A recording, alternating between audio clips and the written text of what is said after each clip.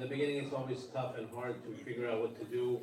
The children are definitely a big challenge, and as Brother Mahdi has mentioned, that the cell phone is the greatest enemy, the biggest shaitan of our time. So like, for the kids and as well as for us, right?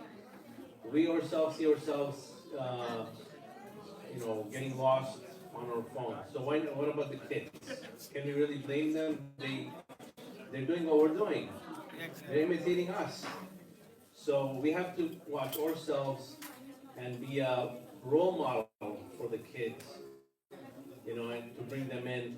One of the ideas for the kids when we're having these lectures and analysis, what other centers do is to have a separate class for the kids at that same time.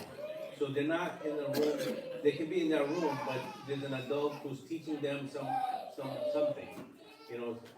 So they have a little class going, a little a seminar, whatever it is for the kids themselves, some kind of activity. So they're not just left on their own, playing games or running around, making noises or whatever, disturbing the peace actually, or clogging up bathrooms. So there's a lot to learn. There's a lot to move forward with, but we're going in the right directions, and we should be hopeful, and we should have tawakkul on Allah Subhanahu wa Taala that we're on the right track, and we're doing everything that we can do to foster the kids to come up as responsible adults as possible. So that's just a little preview.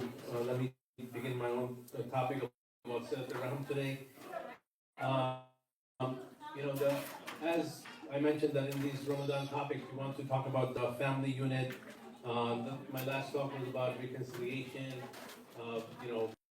conflict resolution. So this goes hand in hand with that too, as well.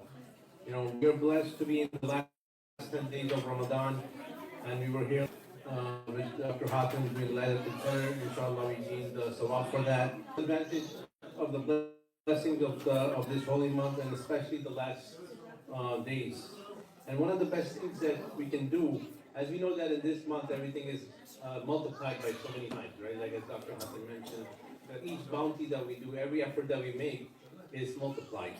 So one of the bounties that we want to gain in this month is to do Salat al-Rahim, right? What is that?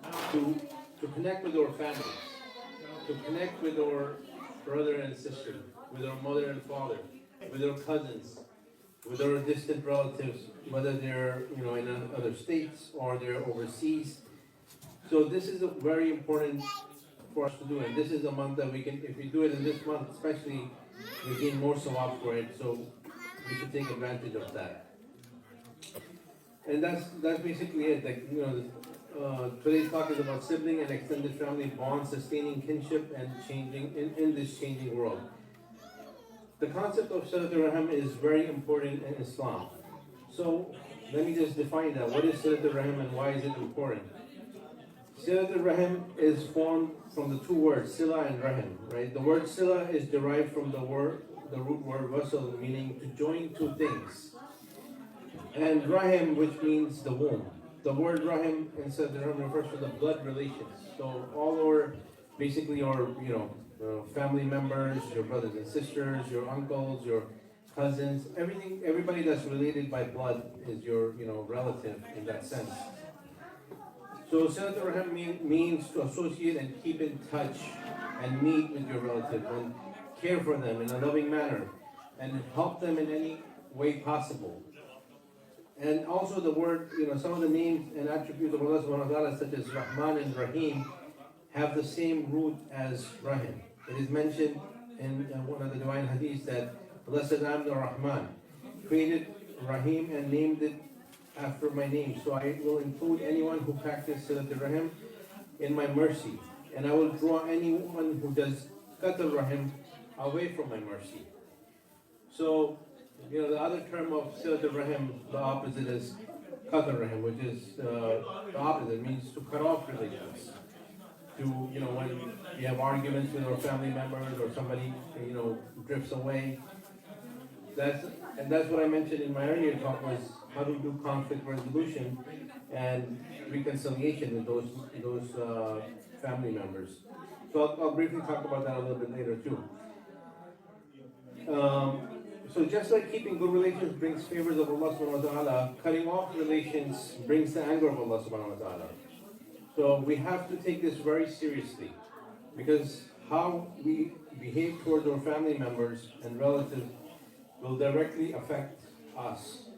So that's why it's so important. Like, it's not just that we can, ignore it or think, okay, whatever it is. It has a direct connection on what our destiny will be, or what will happen to us. There's several times in the Quran that Allah subhanahu wa ta'ala mentions Silat al-Rahim. In Surah 2, verse 83, Allah says, "Do good to parents, relatives, orphans, and the needy, and speak kindly to people." Right? So Allah subhanahu wa ta'ala is talking about the parents, He's talking about the relatives, the needy, and He's saying to be kind to them, to speak to them kindly. In another place, Allah says in Surah 4, verse 1, "And fear Allah, though through whom you demand your mutual rights, and reverence the relations of the wombs that bore you, for surely Allah ever watches over you." So again, Allah subhanahu wa ta'ala is talking about your family relatives that, He wants you to have, He wants you to observe their mutual rights.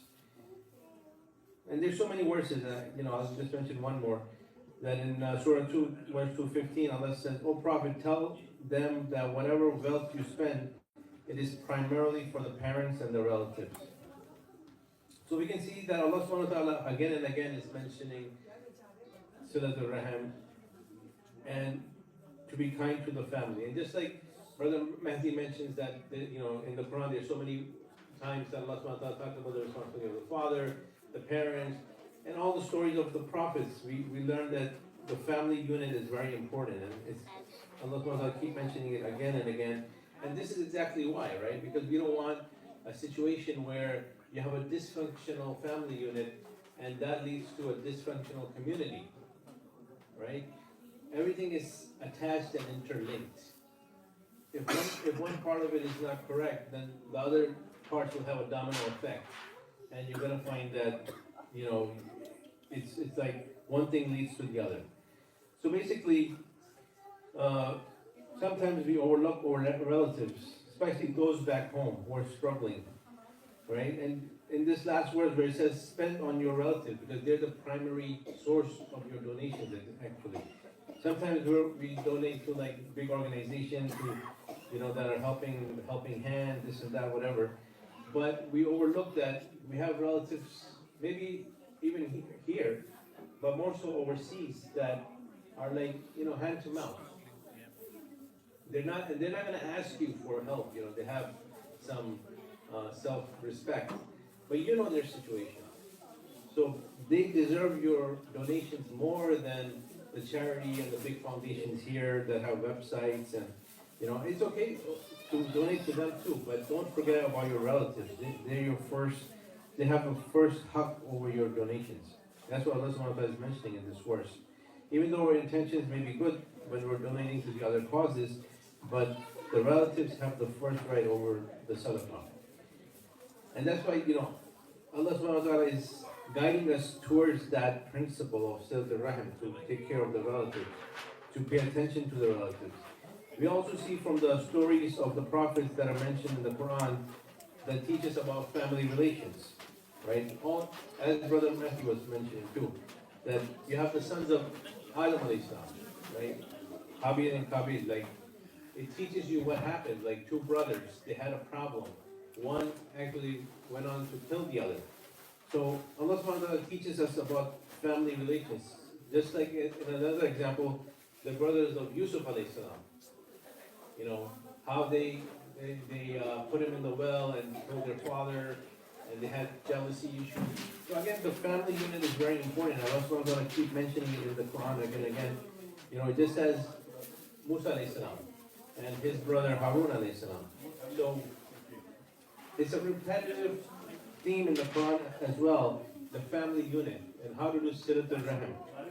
And of course, we know from the Prophet and the Ahlul Bayt the importance of Silat al-Rahim as well. So the family link is very important to Allah subhanahu wa ta'ala. And of course it is important in the sense that a good family bond makes a good household. And a good household makes a good community. And that is what we're trying to foster at the Rizana through this lecture series, through our programs, through the Saturday program, where you should, bring your children and we, have a learning environment. Also from the Prophet and our Imams, we learn the importance of Silat al-Rahim as well and good family ties. We read Hadith Qisa, which is a beautiful act of Silat al-Rahim if you look at it, right? That the Prophet comes, the Imam Ali comes, the Imam Hassan, Hussein, Fatima, they all come together and then, Allah subhanahu wa ta'ala then basically sanctifies this holy family. So this is again, Allah is telling us the importance of the family unit and having good relations with the family. And we have so many quotes from the Imams as well about this. I'll mention some of them. So Imam Hussein alayhi salam said, he said, one who desires that his life be elongated and his sustenance be increased should join his relationships. So one of the secrets or one of the treasures of Silat al-Rahim is that that your life will be elongated. That Allah will give you a longer life. So people are looking for the fountain of youth, trying to stay young, but it's right in front of them. Silat al-Rahim is the fountain of youth, right? The door that will lead you to have a longer life. What else can be better than that? Right? So we have that, we can practice that on our own right here. And the Holy Prophet has also said, verily it happens that a man joins his relationships while only 3 years have remained in his life. So Allah increases his life to 33 years. And verily it happens that a man severs his relationships and 33 years have still remained in his life, and Allah will shorten that lifespan to only 3 years. So not only is when you do Silat al-Rahim, when you get a longer life, if you do the opposite, if you cut off relations, you fight with your relatives, and you don't have good relations with your family, Allah will do the opposite and shorten your life. So that's why this becomes so important. That's why this becomes like not something that you can just overlook. That if you are fighting with your relatives, if whatever happens, reconcile. This is the month to reconcile in Ramadan, to forgive and forget, to come together, so that this doesn't happen. That your life gets shortened because of that action. And also, in another story, Musa alayhi salam asked Allah subhanahu wa ta'ala, what is the reward for Silat al-Rahim? And Allah tells him, O Musa, I postpone his death, increase his life, and make easy for him the pangs of death. And the keepers of paradise will call him to enter from whichever gate he wants. So we can see that there's 5 benefits of Silat al-Rahim, right? One is elongation of life, that your life is elongated. Another one is, number 2 is that your sustenance is increased. His home and his family will prosper, right? The pains of death will make easy for you, so you won't have a painful death, and you will have benefits in paradise as well. So all this benefits you get from keeping good family relations, to be nice to your parents, to your siblings, to your brothers and sisters, to your cousins, your uncles, your aunts, all those, because they all make up a family unit. And for there to be a prosperous, healthy family unit, Silat al-Rahim needs to happen by everyone, especially you.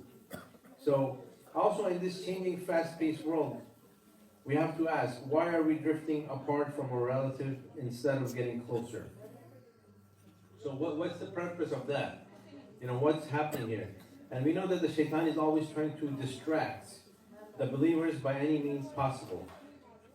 The very phone that we are holding in our hands, and we spend hours and hours on scrolling on reels, reel after reel, and YouTube and TikTok and Facebook, whatever social media you're on. You know, you keep doing the same thing over and over again, but this same phone that is in your hand could be a device where you can contact your family members and keep in touch with them. Right? This very device that we're using to waste our time and waste, and not keep in touch, we can keep in touch with our family through text, text your, relative. You can do WhatsApp, call, FaceTime, whatever it is. There's so many ways to connect to those relatives. Just send a simple message saying, Assalamu alaikum, how are you doing? I'm making dua for you in Ramadan. Please make dua for me too. It could be simple three, line message or one line message. But make the message. This simple message goes a long way, and Allah subhanahu wa ta'ala knows your intention, and even though it's a small act, you're gonna gain a lot of benefit for that. But you have to take the first step and reach out. And if there's some friction between you and your relative, then be the bigger person and reach out and reconcile and forgive and forget. As I was saying before, you have to use this month as a month for reconciliation, as a month to forgive and forget, as a month to come together and say, look, let's put that past behind us. Let's move forward. I know it is easier said than done, but that is the test that we are in. This is the test of Allah subhanahu wa ta'ala on us. That we have to sacrifice from ego and heal the family bonds with love and compassion. So good family bonds make good household, and good households make good communities. It's a simple formula. And that is what we're trying to achieve at Zainab through this lecture series, through our Saturday program, as Brother Mehdi scolded all the fathers, and the sisters who didn't listen. But in any case, we're trying and we're making our efforts. That's all we can do. Just like Allah subhanahu wa ta'ala told the Prophet, your job is to just proclaim. Your job is not to make them believe. Your job is to say. That's what we're doing. Our job is to tell you. The rest is up to you. We can't force anybody to do anything. Just, it's may Allah subhanahu wa ta'ala guide us to the true path. May Allah subhanahu wa ta'ala help us achieve Silat al-Rahim and allow us and our families and our next generation to practice Silat al-Rahim and have good family values, to bring our children in the proper Islamic manner and teach them the values of Islam, of the Quran, of the Ahl al-Bayt, and be ready for Imam al-Zaman alayhi salam. Sallu ala Muhammad wa ali Muhammad. Allahumma salli ala Muhammad.